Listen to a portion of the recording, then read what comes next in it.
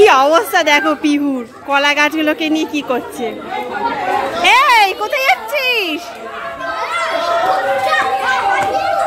কি অবস্থা, এদিকে ঠাকুর বের করছে।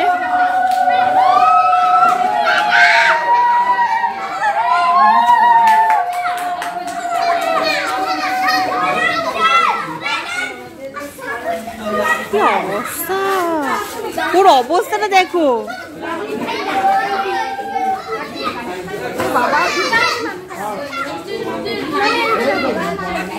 আরো লাগাবি? আরো লাগানো বাকি আছে।